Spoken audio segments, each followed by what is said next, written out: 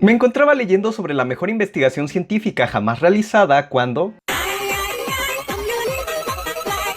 Oye, Master, aviéntate una explicación del diablo y el último teorema de Fermat, porfa, XD, juas, juas, juas, juas. Por cierto, hermano, ¿de qué anexo sacaste ese libro? Ni regalado te aceptaría esa porquería. Así que me apresuré a hacer un video sobre el tema, ya que mi chiquistriquis me lo acababa de pedir. Por lo que hoy hablaremos del diablo y el último teorema de Fermat. Bueno, seguramente muchos estén preguntando qué es el último teorema de Fermat, y pues es algo complicado de contestar. Este teorema no fue publicado como tal por Pierre de Fermat, sino que lo escribió como una nota al margen del problema 8 en su ejemplar del libro Aritmética de Diofanto de Alejandría. Fermat tenía un libro bilingüe griego-latino traducido por Bachet de Masiriac en 1621. Sin embargo, quien realmente incluyó y difundió los comentarios de Fermat fue su hijo, Clement Samuel Fermat, en la edición de 1670. Ahora bien, ¿qué decía el problema 8? Pues la verdad voy a ser honesto, tengo la edición de 1670 con las notas de Fermat, pero tuve un gran problema y pues es que no sé latín. Así que tuve que recurrir a ChatGPT y me dijo que el texto dice algo como... Problema 8. Proposición. Dividir un cuadrado en dos cuadrados. Se ordena que 16 sea dividido en dos cuadrados. Sea el primero 1q, por lo tanto es necesario que 16 menos 1q sean igual a un cuadrado. Imagina un cuadrado a partir de los números que quiera, con un defecto de tantas unidades cuantas contiene el lado del mismo 16. Sea pues 2n-4. Así, el mismo cuadrado será 4q más 16 menos 16n. Estos se igualarán a las unidades 16 menos 1q. Añádanse a ambos lados el mismo defecto, y de los semejantes quítense los semejantes. Resultarán 5q iguales a 16n. Y sea 1n igual a 15 quintos. Será por lo tanto uno de los cuadrados 256 25avos, el otro en verdad 144 25avos, y la suma de ambos es 425avos, o sea 16, y cada uno es cuadrado.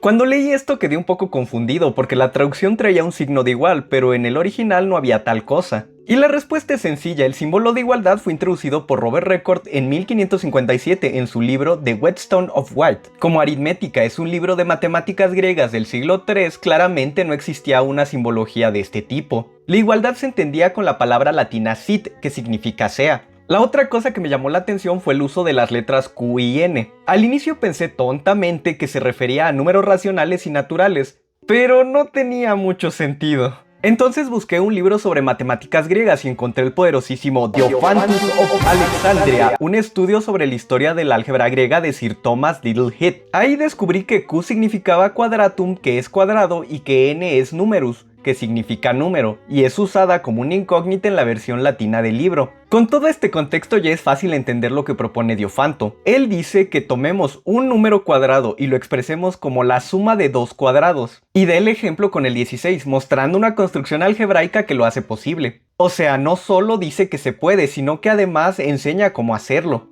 Y esto se agradece porque no se aventó la típica de la demostración queda para el lector. ¿Y qué dijo Fermat sobre esto? Pues escribió un comentario al que hoy en día se le conoce como el último teorema de Fermat, y este dice así: es imposible descomponer un cubo en dos cubos, un bicuadrado en dos bicuadrados, y en general, una potencia cualquiera aparte del cuadrado en dos potencias del mismo exponente. He encontrado una demostración realmente admirable, pero el margen del libro es muy pequeño para ponerla. Esto es comprendido de forma moderna como: si n es un número entero mayor que 2, entonces no existen números enteros positivos x, y y z tales que se cumpla la igualdad. X elevado a la n más y elevado a la n igual con z elevado a la n.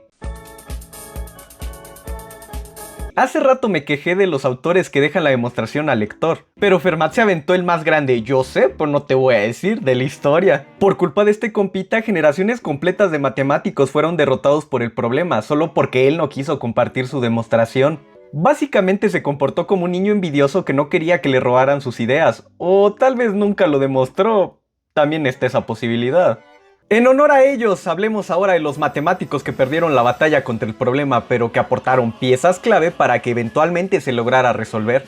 Número 1. Leonhard Euler. En 1770 demostró el caso para n igual con 3 usando el método de descenso infinito. Número 2. Sophie Germain. A inicios del siglo XIX desarrolló un enfoque general para demostrar que si n es primo de Germain, es decir, que 2n más 1 también es primo, entonces el teorema sería cierto para ese n. Su trabajo probó que de existir una solución, al menos una de las variables x, y y z debían ser divisibles por n. Número 3. Peter Gustav Lejeune Dirichlet y Adrien Marie Legendre. En 1825 demostraron de manera independiente el caso de n igual con 5 basándose en las ideas de Germain. Número 4. Gabriel Lamé. En 1839 probó el caso para n igual con 7. Más tarde, en 1847 anunció que tenía una prueba general mediante números complejos, pero Augustin-Louis Cauchy señaló que dependía de la factorización única en enteros ciclotómicos, lo cual no era válido en general. Número 5. Augustin-Louis Cauchy. En 1847 también presentó su propia prueba general compitiendo con Lamé, pero cometió el mismo error al asumir la factorización única en dominios de números algebraicos. Número 6. Ernst Krummer. En la década de 1840 mostró que la factorización única fallaba en muchos casos, lo que lo llevó a crear la teoría de ideales. Con ella logró demostrar el teorema para todos los primos regulares, cubriendo la mayoría de los casos, pero no pudo resolverlo para los primos irregulares.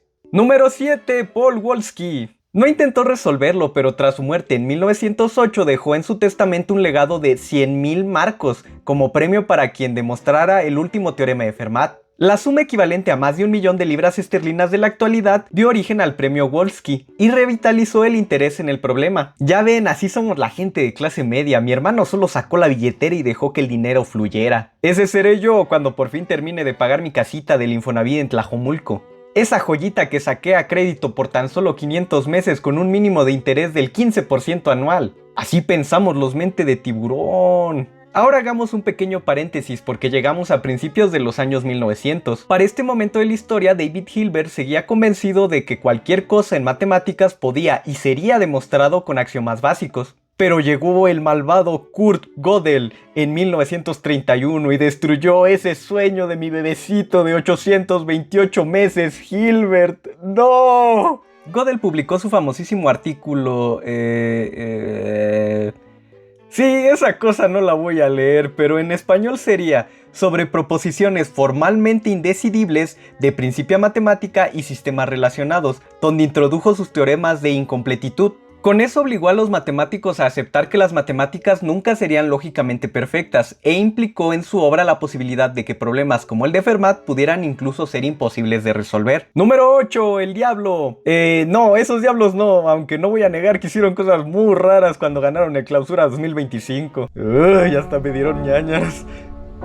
Esos me gustan mucho y ojalá ganen la Copa del Rey. ¡Arriba diablos! Pero tampoco estoy hablando de ellos. Sí, ese. El cual no aportó nada, pero también fue derrotado por el problema. Seguro en este punto del video se estarán preguntando ¿por qué este máster dice que el diablo estuvo involucrado en el último teorema de Fermat? Pues es bastante sencillo y curioso. En 1954, Arthur Porges publicó un cuento llamado El Diablo y Simon Flack en la revista The Magazine of Fantasy and Science Fiction de Nueva York. Ese relato después fue incluido en el libro Fantasía Matemática de 1958, el cual era una antología de cuentos matemáticos. Eso sí, originalmente está en inglés, pero tranquilo, en internet circula una versión en español. El único problema es que el escaneo está medio feo y los últimos 3 párrafos son casi ilegibles. ¿Y de qué trata la historia? Simon Flack, un matemático, y su esposa, una medievalista, logran conjurar al diablo tras meses de investigación. Simon propone un trato inusual. Le hará una pregunta que el diablo debe responder correctamente en 24 horas. Si falla, el diablo le dará a Simon y a su esposa salud, felicidad y una suma de dinero razonable.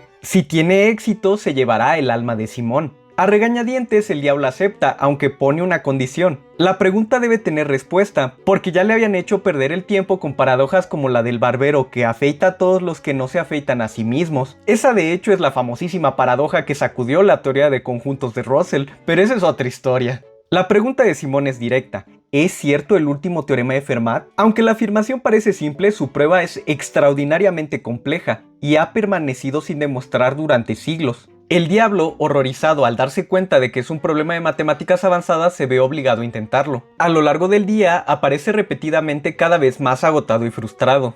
reportando su progreso en el aprendizaje de álgebra, geometría, cálculo y otras ramas de las matemáticas, solo para descubrir que el problema es mucho más profundo de lo que imaginaba. Finalmente regresa justo antes de que se acabe el tiempo, esparciendo varios papeles por el piso, exhausto y derrotado, admite que ni siquiera él, con todos sus recursos y habiendo consultado a los mejores matemáticos de otros planetas, pudo resolver el enigma en tan poco tiempo. Simón gana la apuesta y el diablo desaparece. Aunque tiempo después regresa, solo para recoger sus papeles y cruzar unas palabras con Simón. Y ahora, más interesado en el problema, se sienta con él a discutir posibles enfoques matemáticos para demostrar el teorema, comportándose como cualquier otro colega matemático obsesionado con un problema. La esposa de Simón se va a preparar un café sabiendo que la discusión será larga. Esperen, a este máster se le olvidó mencionar que si son tan flojos que no tocarían ni un cuento de 7 páginas con un palo, también existe un corto de 20 minutos titulado El matemático y el diablo. Es una adaptación soviética de 1972 del cuento de Borges. Sí está algo cambiada y no es fiel al relato, pero en esencia es igual y nos trae momentos bien XD, como el diablo malentendiendo el significado de un número al cuadrado o cuando el diablo simplemente se baja del carro y se queda parado en el bosque. Jajajaja, qué chistoso eres, diablo, ya no te tengo miedo y estoy seguro que ni siquiera acabaste la primaria. Bueno, los dejo con el video.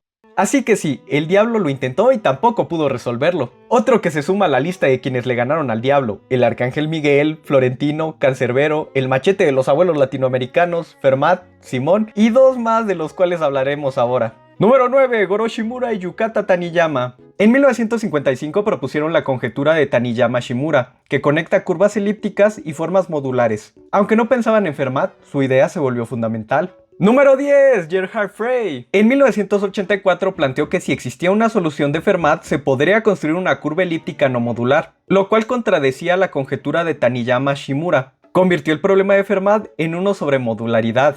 Número 11. Ken Rivett. En 1986 demostró la conjetura epsilon de Frey, probando que la curva elíptica de Frey efectivamente no sería modular si Fermat tuviera solución. Así quedó claro que Taniyama-Shimura verdadera, entonces Fermat verdadero.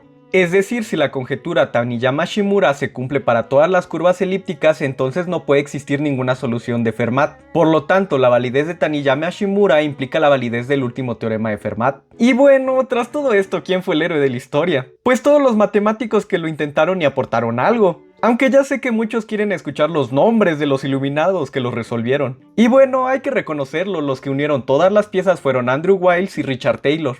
En 1993, Wiles anunciaba que había demostrado el teorema tras 7 años de trabajo secreto. Creía haberlo logrado, pero el profesor Nick Katz encontró un error. La demostración no cubría todos los casos. Wiles intentaba probar que toda curva elíptica semiestable es modular usando la conjetura de Taniyama-Shimura y una técnica llamada sistemas de Euler, pero no funcionaba en todos los casos. En 1994 pidió ayuda a Richard Taylor. Taylor sugirió retomar la teoría de deformación de representaciones de Galois y el uso de álgebras de Heck. Al combinar el método original con esta nueva idea, lograron cerrar la brecha. Finalmente, en 1995 publicaron 2 artículos: Propiedades de teoría de anillos de ciertas álgebras de Heck, de Taylor y Wiles, y curvas elípticas modulares y el último teorema de Fermat, de Wiles. Con esto el último teorema de Fermat quedó resuelto. Después Wiles recibió el premio Abel y el premio Wolf, entre otros reconocimientos. Ya se acaba la historia, la moraleja es que Wiles y Taylor son mejores que el diablo. Pues muy interesante, pero ¿saben qué es más interesante? Que el cálculo diferencial es como vivir en Monterrey porque se trata de encontrar a las primas. Bueno, creo que no fue mi mejor chiste, así que voy a dejarles esta imagen durísima de Snoopy. Así que gracias por ver el video, ¡adiós!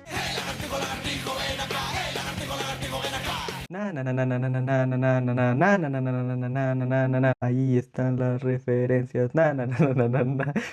Qué tonto. Como que hoy sí están muy largas las referencias. Bueno, pues si ya te quedaste, síguelas leyendo. No, pues ya es el final y no puedo poner una canción porque no entra el copyright, así que pues ya deberías irte, supongo. No sé si tengas otra cosa más importante que hacer, pero si sigues aquí, creo que no. Pues que ya se acabe el video, porfa, ya.